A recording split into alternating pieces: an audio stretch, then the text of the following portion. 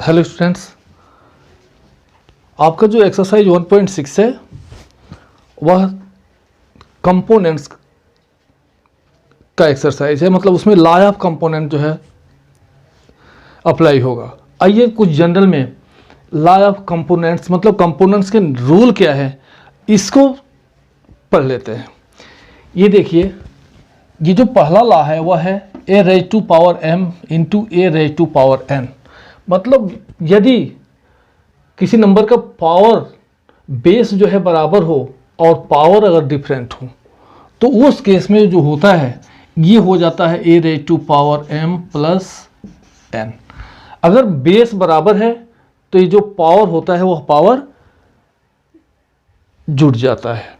मतलब इसको अगर आप ऐसे लिखें 2 का पावर 3 इंटू 2 का पावर 5, ये हो जाता है 2 का पावर 3 प्लस 5 इजकल टू 2 का पावर कितना हो जाता है 8। मतलब अगर बेस बराबर है तो जो पावर होता है वह पावर जोड़ दिया जाता है, उसको ऐड कर देते हैं।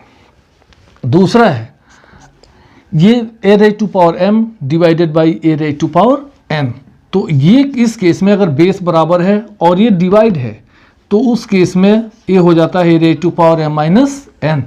मतलब ये जो पावर है वह सबट्रैक्ट कर दिया जाता है। जैसे मान लीजिए अगर हम लिखते हैं 5 का पावर 7 डिवाइडेड बाई 5 का पावर 2, तो इसको हम लिखते हैं 5 का पावर 7 माइनस 2 इजकल टू 5 का पावर कितना हो जाएगा 5 हो जाता है।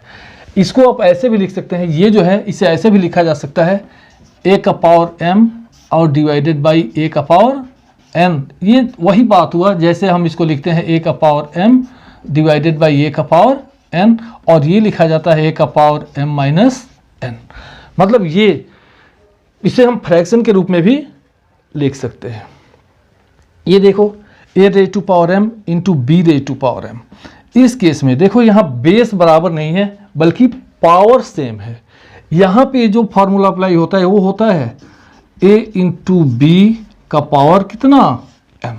ये कॉमन हो जाता है, ये m को कॉमन ले लें। जैसे मान लीजिए एक क्वेश्चन हमें लिखें 2 का पावर 5 इंटू 3 का पावर 5। यहाँ हम लिखते हैं 2 इंटू 3 का पावर कितना 5, ये हो जाता है 2 3 जा 6 raised to पावर 5।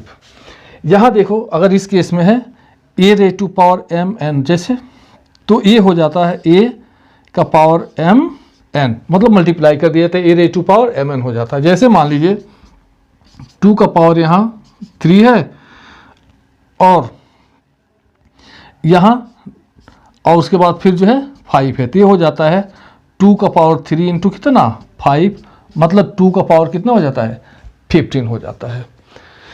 और ये रेज टू पावर 0 इसका मतलब हो जाता है 1। अगर किसी भी नंबर का पावर अगर 0 है तो उसकी जो वैल्यू होती है, चाहे कोई भी नंबर हो, उसकी जो वैल्यू होती है वह हमेशा 1 लिखा जाता है।